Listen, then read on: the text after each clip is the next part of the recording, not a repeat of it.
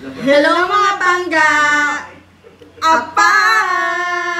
Yay! Gusto naman mag-thank you ka Ate Beng sa General Santos City. Panihalin mga pangga. Grabe.